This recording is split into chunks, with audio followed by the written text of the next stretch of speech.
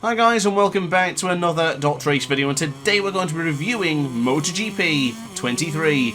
But before we get on with the review, I'd like to give a massive thank you to the guys over at Premier Comms and PLAION for giving me a code for MotoGP 23, and not just a code, early access as well. This video would not be possible without their support, and I thank you for the assistance. So everything you're seeing in this review today was recorded at 4K 60 on PC, everything at its maximum setting apart from motion blur, because personally I cannot stand motion blur. But we now must look into the graphics of MotoGP 23. You've seen some early clips so far from the video in the review, and I think MotoGP 23 looks good. It isn't a massive jump or an improvement from the previous MotoGP games, but honestly, it doesn't bother me. As long as the bikes look good, the graphics are nice and clean, the tracks look good, you know, there's no texture popping or anything ugly appearing on the screen, I'm quite happy with the graphics. It looks great in 4K, I can see where I'm going, and the details of the riders' leathers and suits looks absolutely fine for me.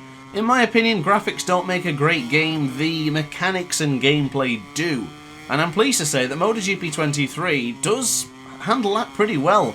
I'm very much impressed with the difference from MotoGP 23 to 22. There's a few parts I'm still getting used to, but majority of it I'm really liking this difference within the 23rd installment. The first difference for me, which I found rather jarring, but now I've begun to get used to, is the fact that when you accelerate now, regardless of what bike you're using, the bikes want to go into a natural 0-degree lean angle, and it's difficult to push the bike in when you're bringing the acceleration on. So the only way to turn in is to reduce your acceleration or to come off the power entirely. It's challenging at first and it feels very unique, but once you start getting into it, it does make more sense and it begins to feel natural. You're able to line the bike coming out of the corner and really fight it to keep it going in a straight line. Very much similar to what you would see with the boys hanging off the bikes on a straight line in the likes of MotoGP. Now another change, which will be a welcome change for many, is the brakes have been adjusted again. Here in MotoGP 23, you can really abuse the front brake. You can slam on the anchors quite late and without too much penalty.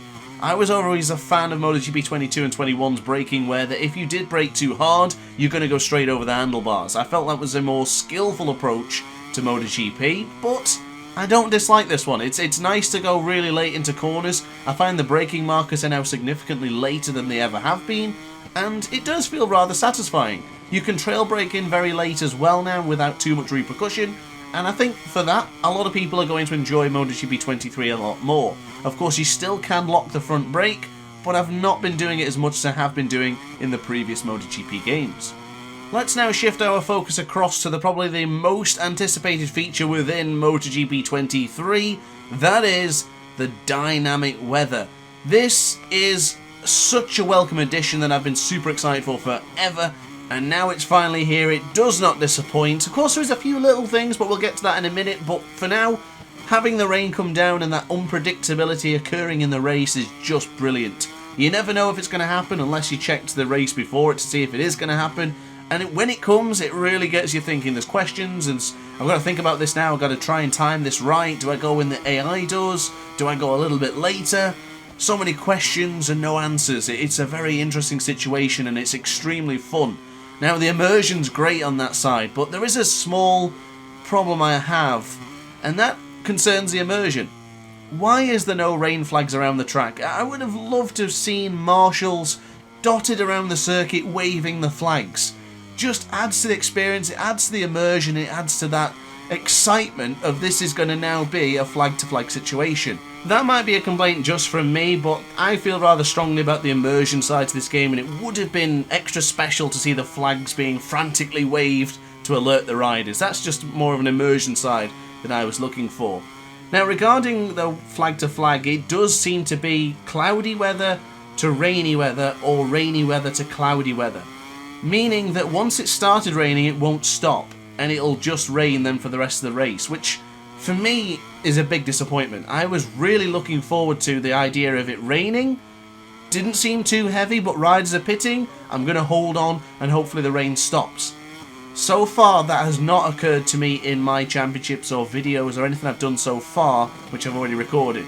It either rains and rains heavily, or it will go dry on the opposite side, and that's a big disappointment.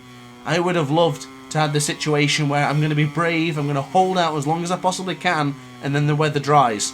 And the riders who went to the slicks, went to the wet tyres, now have to go back to the slicks. That's what I was hoping for. I'm disappointed it isn't here, but I'll give Milestone massive praise and props for this, because this is a new feature that probably took a lot of time and effort to do, and they've done a really good job. And this sets the groundworks for the future MotoGP games. I'm pleased with it so far. Not an overly fan of this cutscene going into the pits. I would have really loved to have that control myself, going into the pit quite aggressively, hitting the brake at the very last second to try and slow down, and then maybe controlling and balancing that throttle here in the pit lane. But I don't want to take anything away from what Milestone have done here in MotoGP 23. The dynamic weather, the variable weather feels great. I will be definitely keeping on for all of my career modes, my championships, anything I'm going to be doing, because this is exciting, it adds to the fun, and I very much enjoy it. I think this is the groundworks for something even more special in the future. Now, a final thought with the MotoGP wet weather is I do find that AI is a bit too strong in the wet. There's a lot of instances where I'm struggling to turn the bike in and they're still bombing it as if they're in dry weather. So I'd like to see the AI get tweaked a little bit in the wet. Maybe they go slower and maybe not as ambitious, but we'll see for the future. But now we've discussed the MotoGP wet weather, we need to discuss the Moto2 and Moto3, because of course they don't have the opportunity to change bikes. So when in the event of the rain coming down, or on the flip side of the track drying too rapidly, a decision will be made on whether the race should continue or be restarted. Now, if the race was going to be restarted, it would have to be a lap completed of less than 75%. If, in this situation, as you can see here, we're in 3 laps out of 6, the race would be restarted with a shorter amount of laps. Now, if we have passed that 75% point, the race will be red flagged and ended with the results being there from the previous lap. Now, of course, as I mentioned, the track can dry, so on the flip side it can dry too much, and then you're in a situation where also the race will need to be red flagged. So in this instance, we have completed 4 out of 6 laps, so therefore the race will need to be ended, and the results taken from the previous lap time. As you see, we were down there in 9th, and then we finished the race in 4th after they took the lap times from the previous lap, which I do believe is very accurate to the real MotoGP. Now back over to MotoGP, I forgot to mention earlier on that there is actually an option now to choose from bike A and bike B. As we've discussed, MotoGP have 2 bikes and you're able to set both of these bikes up individually with different settings. So like in real life where the rider might want a longer bike for the wet and a shorter for the dry, you can do that here by changing tyres and bike setup for both individual bikes. I must reiterate, this is only for the MotoGP class because that's the only place you get 2 bikes. So still on the topic of racing and the weather conditions, I want to show you what you can change here in the menu. So as you can see, with variable weather you can change from rainy to cloudy or cloudy to rainy. Those are the only options I've got. Now if you choose variable it will surprise you over the weekend, or if you choose clear or cloudy it will be that for the entire of the weekend. All the settings here are more or less what we've seen before. However, bike retrieval has now been removed from MotoGP 23, which is very disappointing because I was hoping that the AI would eventually have bike retrieval as well. Sadly, not a thing. Now I want to discuss the career mode, but first we must do our customization. We must create our own custom riders. So I'm creating myself, but I'm also showing you some options you can choose from. But most importantly about this is choosing your helmet, or better still, creating your own. More on creating your own later, but for now, choose all of the presets you want, the number, the helmet, the rider sticker, and then start choosing the colour of your gloves, your boots, and even change your suits. Now, I will say I'm disappointed Milestone still only has the 2 suit options. Alpinestars and Dainese are both legendary options, but can we please have something different? Speedy, Ixon, Revit, anything? Maybe? And of course you can choose your riding style in the rider preferences, but still it is very much cosmetic, so don't worry too much, just choose which one you want. Now moving on to the custom editor, I'm not going to spend too long with this because it is the same as we've had in previous MotoGP games, but honestly, I love this, it's a fantastic thing. I'm not very great at designing things, but for the people who do use it, can create some wicked designs. Now this editor does need some TLC, it has been the same for previous years as mentioned, but just little quality of life improvements, a higher layer limit would be massive for the community, and I'm hoping we can get that in the future. But for now, it is good. You can't share custom stickers. I know it's a question everyone asks, but unfortunately, due to a licensing issue, it'll never be a thing in this game again, I do fear. It's basic. You can create your number, your helmet, your rider sticker, and you can use it however you want to. I'm not very good at designing them, so I don't spend too much time here, but it's a fantastic feature, but it does need some TLC and some extra quality of life improvements.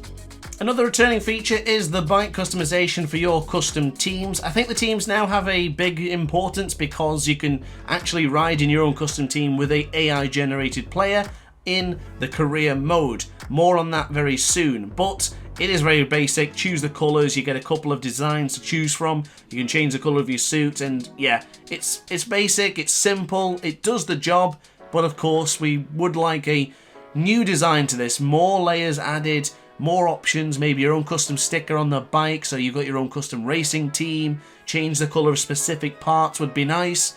Ride 4 livery editor in MotoGP would be incredible, but we'll see for the future, who knows what that will bring. But enough about editors, enough about creating riders, we need to focus on one of the biggest things in MotoGP 23, and that is the brand new and revamped career mode. Now, I was skeptical about this at first, I really was. The social media interactions didn't sound too fun, but I can honestly tell you, this has been a fantastic addition to MotoGP games.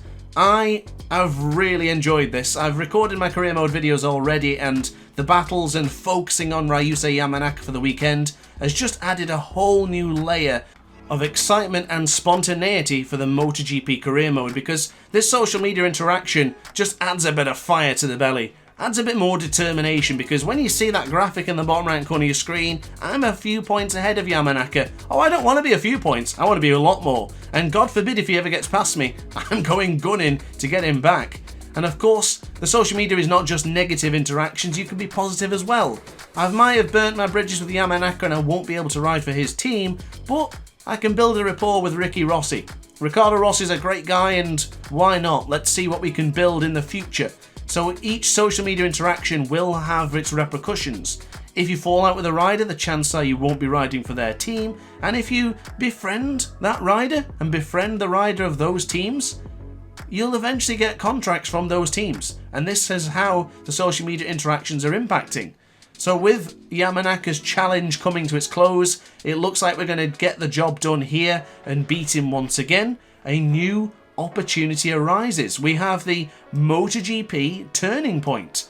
And now when the MotoGP turning point comes up, you have an option of being selected randomly to a new challenge. So we have the Gear Up or the Rookie of the Year, and it's fallen on the Rookie of the Year, meaning our new challenger or rivalry is with Daniel Holgado in the Red Bull KTM team. So from the first challenge of rivaling with Ryusei Yamanaka, who is a mid-pack, mid-tier rider, to the best of the best here on the KTM with Daniel Holgado. So the idea is to continue to push forward, develop more rivalries, develop more friendships, and influence your MotoGP career mode.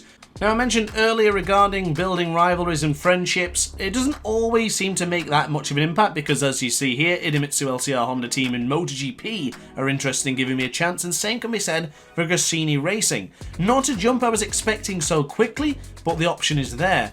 Now, mentioning earlier regarding the edited team, the Kenwood Honda and the Kenwood Boscoscura have custom AI riders to join you in the championship, which is a fantastic feature, because usually when you have your own team, you're a sole rider, but now having your rivalry of your teammate just makes things interesting. And of course, as mentioned earlier, the social media interaction with Ricardo Rossi and both Scott Ogden has been positive, so therefore the 658 Squadra team are interested in signing me up, and Vision Track are also interested to having me back the next year. So in this year's MotoGP game, the bike development has been changed. The whole point here is impressing the bosses with your performance, so us and the Satellite Honda team will now need to beat the factory Honda teams to get the respect we deserve and to have our input for the bike development. And I think that is a fantastic feature in MotoGP 23. Building that relationship with the other Honda riders is very important. Having a rival with some of them, of course, keeps the game fresh and keeps things flowing, but ultimately we need to impress the other riders, the other teams, and build some relationships. It's a great feature, and I am really looking forward to diving into this even further for the next couple of career mode videos. I'm very much excited for this, and honestly, this is a brilliant feature to MotoGP 23. Major props, I think this is fantastic, and I really can't wait to get back on the MotoGP career mode. So now moving on to another decent feature of MotoGP 23. We've seen it roughly in MotoGP 22, but that is the MotoGP Academy. Every single track is in the game for you to tackle a certain sector on, and then eventually complete the full lap for a challenge and for achievements as well. These are a great way to learn individual sections on tracks first before you really tackle in to the nitty-gritty of every circuit. It's a very simple premise. You have a section you need to beat a specific time in that first sector, the second sector, the third or fourth, or eventually the full lap. I like this feature. I think it's great. It's a great spot for people to players to learn and to spend some time, and also just an added challenge to MotoGP 23. The times and objectives for bronze and silver are relatively reasonable, but getting gold you will need to be a pretty good player. So if you're looking to learn more about MotoGP Academy, stay tuned to the DrAce channel because I've got some videos coming very, very soon. But as we conclude this video, I would like to show you all of the rides available in Moto3, Moto2 and MotoGP. Moto3 and Moto2 are yet to be updated to their 2023 liveries, but I'm pretty certain that will happen soon. The MotoGP bikes all have their winglets, Stegosaurus wings and everything else attached, which is great because that is in line with 2023 MotoGP. Now, speaking of the current MotoGP season, we do have all of the tracks included, even including Sokol and Buda of the two brand new tracks, which I believe one of them is no longer going to be in MotoGP this year. And finally, we finished up with a few historical tracks as well. Not many, but it's few to have in the game. Now, before I conclude this review, I just want to give a few final thoughts and also mention a few things that I couldn't fit in with the full review. One of those being that there is no retro bikes in this year's game, so there's no 2009 season like we had last year, no 4-stroke era, and even no 2-stroke era. I do hope that's a case of them not able to fit it in the game at launch and it'll come out soon, but there is no mention on the MotoGP website and it isn't in any of the descriptions regarding such as store pages like Steam, so who knows what's going to happen in the future. But before we conclude, I want to just discuss the AI as well. The AI seems to be pretty good in MotoGP, but there's just one or two tracks where they do weird things like that, where for some reason they cut in way too tight to the track, and then there's a bit of collision. It's not every track, but one or two that has happened. I would like to see that fixed very, very soon, because Assen is one of my favourite tracks, and that is rather jarring. Now, moving on to Moto3 and the wet weather conditions in general, I find that AI are too strong when it comes to turning with the bikes, but upon the brakes, they can be really scared. So I think that needs to be tweaked in, especially Moto3. I didn't have that issue with MotoGP or Moto2, but for Moto3, I also think there's another bug when it comes to the power. I'm running power setting 3 and have done for the entirety of this race, and yet my fuel has not dropped. I tried this in quite a lot of my career mode races, and I never ever found the fuel to drop. But I also found I was losing a lot of time on the straights. So maybe power setting 3 needs to be improved, or the AI need to be toned down a bit in the wet. I'm not entirely sure. I've played a few races and only Moto3 seems to be the issue. The AI difficulty, on the hardest difficulty, seemed to be unreal when it comes to practice and qualifying. I was 5 seconds behind in the dry in Qatar. Qatar is one of my favourite tracks and very competitive there, but for some reason, the AI difficulty appears to be too strong in the practice and qualifying. Again, I don't know if that's because power setting 3 is not working as intended, but going back to the wet conditions, you can see how effortlessly they're tackling some of these corners. We're not able to do so. The bike will not turn in anymore. You bring on acceleration as well, where the bike goes vertical for us and it's difficult to bring the power on. The AI don't seem to have that issue. So when we're struggling to turn the bike in, they're still able to open the throttle completely and turn in. So I do think the AI needs tweaking and either reducing or changing. I'm not entirely sure. I don't know the answers, but nonetheless, it's still been a great experience. I've really enjoyed the career mode. I will tweak the AI as it goes, but I do feel a few tweaks need to be done to the AI to make this the perfect MotoGP game. So then guys, thank you very much for watching the video. I do hope you enjoyed. If you did and this video has helped influence your decision, let me know in the comments section down below. And finally, hit the like button, consider subscribing, and I guess I'll see you in the next video tomorrow. Thanks for watching, and ciao for now. Oh hi, didn't quite see you there. Good to see you're still here. If this video didn't quite set your appetite, then why not watch some more DrAce content by clicking the video shown on screen now. Furthermore, if you would like to follow me on social media, you can do so now with the links down in the description. Consider subscribing so you don't miss a single DrAce video.